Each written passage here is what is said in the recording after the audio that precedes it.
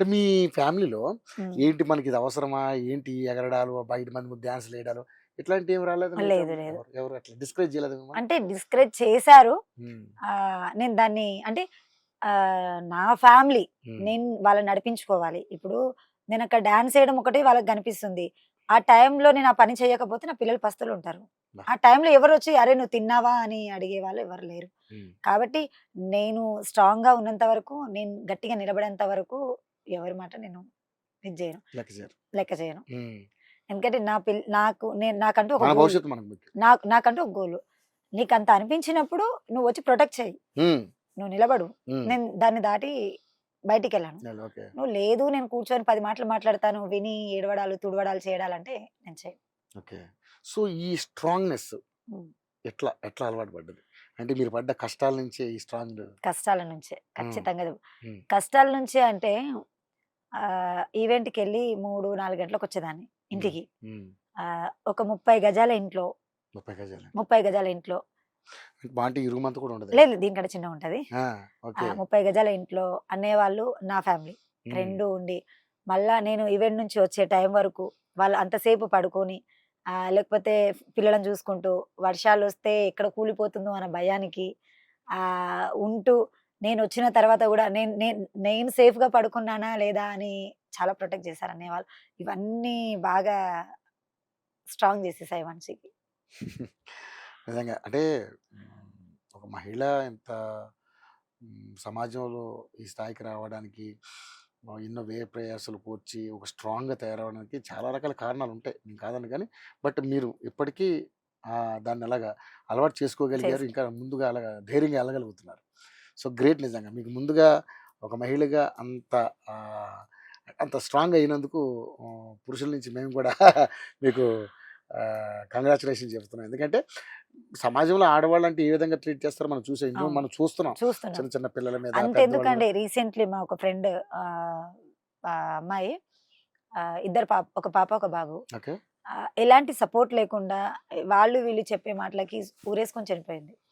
అయ్యో! అంటే ఎలాంటి చావు అంటే అది ఆహ్, మేము ఆ కళాకారులం వెళ్ళేంత వరకు గూడా తన కూతురు, తన కొడుకు, ఒక పెద్దావిడ. హ్మ్. అంతే శవం దగ్గర ఎవరు లేరు. మేము వెళ్ళాక మేము చావు చేసి, మేము అంతా చేసిన తర్వాత కొన్ని గవర్నమెంట్‌లో నుంచి కొన్ని ఫండ్స్ పిల్లలకి తెప్పియడం. ఇలా ఇలా చేశామనమాట. అంటే ఒక మనిషి నోట్లో నుంచి ఒక మాట అనే ముందు కొంచెం ఆలోచించాలి. ఆలోచించండి. సరే నీ ఇంటి ఆడపడచా, అది బయటింటి ఆడపడచా అనేది పక్కన పెడితే, ఒక అమ్మాయి బయటికొచ్చింది అంటే, ఒకటి ఆమెకి మన ఫైనాన్షియల్‌గా ఏదైనా ప్రాబ్లమ్ ఉండాలి. లేకపోతే ఇంకేదైనా ఉండాలి. అవన్నీ తట్టుకొని 10 మంది ముందు నిలబడగలుగుతుంది. 10 మందికి ఎంటర్‌టైన్‌మెంట్ ఇస్తుంది అంటే, తను ఎంత ప్రాబ్లమ్ ఫేస్ చేస్తుందనేది ఆలోచించాలే గానీ, తను ఏదో తిండెక్కువై వచ్చింది. ఏదో చేస్తుంది గదా! ఆహ్, ఆహ్, ఈ పదాలనేవి ఒకసారి నోట్లోకెళ్ళి వెళ్తే మళ్ళీ బయటికి రాలేవు. హ్మ్. కానీ అదిక్కడ ఉండిపోతుంది. నువ్వు ఆ మాట అనేసి వదిలేస్తావు. మర్చిపోతావు. కానీ అది గుచ్చుకుంటది అది కదా! అది కొంచెం అలా నాకు చాలా ఉన్నాయి. హ్మ్. అలా బట్ నేను వాళ్ళకి నేను చెప్పే సమాధానం ఏందంటే, నా ఎదుగుదల. హ్మ్. నా పిల్లలను ఒక స్టేజ్‌లో నిలబెట్టడం. నేను శ్రీదేవి అంటే ఇది, రాథోడ్ అంటే ఇది, బంజారా బిడ్డ అంటే ఇది. హ్మ్. అది అది అది చూపించడం. ప్రూవ్ చేయాల. ఖచ్చితంగా. ఒక్కొక్కడి సమాధానం దాంట్లో నా ఎదుగుదలతోనే చూపిస్తారు. ఖచ్చితంగా. ఓకే. వాళ్ళతో నేను వాదిస్తే వాల్యూ ఉండదు. వాల్యూ ఉండదు. వాళ్ళకి నీకు నా నా వాళ్ళు ఎదురుగా నిలబడి నాతోని మాట్లాడే దమ్ము లేదు మళ్ళా. ఓకే.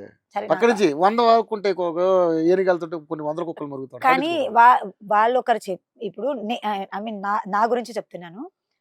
మీదేదైనా మిస్టేక్ ఉందనుకోండి, హ్మ్. మీరు పెద్దవాళ్ళు కానివ్వండి, చిన్నవాళ్ళు కానివ్వండి, ఏజ్‌ని నేను పక్కన పెట్టి, హ్మ్. ఇది కరెక్ట్ కాదు. ఇలా ఉండండి అని నేను చెప్తాను. చెప్తారు. ఓకే. సరే అది మీకు నచ్చితే తీసుకుంటారు, నచ్చకపోతే వదిలేస్తారు. అది సెకండరీ. అలా నాకు చెప్తే నేను చాలా వరకు వింటాను. హ్మ్. విన్నాను గూడా. విని ఇక్కడి వరకొచ్చాను.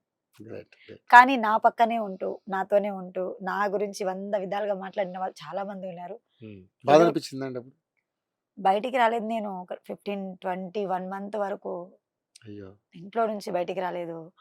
తినలేదు, ఎవరితోని మాట్లాడలేదు. అంటే నేను చాలా నమ్మిన వాళ్ళు. నేను నమ్మిన వాళ్ళే మిమ్మల్ని ఘోరంగా చాలా నన్ను మాటలు. హ్మ్. చాలా ఘోరంగా అంటే హ్మ్. నేను ఒక ఒక ఒక సంపాదించాను అంటే ఎవరు చెప్పుకోరు. నా దగ్గర హ్మ్. ఇన్ని లక్షలున్నాయి, నా దగ్గర ఇన్ని వేలున్నాయి, నా దగ్గర ఇంతుంది అని. నేను అన్ని నా నా నా అన్నీ షేర్ చేసుకున్న వాళ్ళే నన్ను అనరాని మాటలు అన్నారు. ఆ. సో దాంట్లో నుంచి నేను నమ్మిన వాళ్ళే ఘోరం. చాలా నేను దాంట్లో నుంచి నేను బయటికి రాలి. అంటే ఎవరో చెప్తే నేను పట్టించుకోను. ఇప్పుడు 100 మంది చెప్తుంటారు. నేను దులిపేసుకుంటాను. ఎందుకంటే నేను మిమ్మల్ని నమ్మాను. ఒక స్థానంలో నేను ఏ స్థానంలో పెట్టానో మీకు కూడా ఐడియా ఉంది అది. అలాంటప్పుడు కూడా నన్ను అనరాని మాటలు అన్నారు అంటే నేను ఎంత స్ట్రగుల్ లో ఉన్నానో తెలుసు. నేను ఏ ఇబ్బంది పడుతున్నానో తెలుసు. నేను ఒక ఆడపిల్ల అనే విషయం మర్చిపోయాను. నేను అసలు ఆడపిల్లనేనా అనేది కూడా నాకు గుర్తుండదు కొన్ని సందర్భంలో. అలా నేను ఇబ్బంది పడుతున్నానని మీకు తెలిసిన తర్వాత కూడా ఇలా మాట్లాడడం అనేది ఒక 1 మంత్ వరకు నేను మనిషిలాగా కాలేకపోయాను. అంత ఇదైపోయాను బాగా. ఎవరికి ఆ టైంలో నాకు ఇది జరిగింది అంటే అడ్వాంటేజ్ తీసుకునే వాళ్ళు చాలా మంది ఉన్నారు.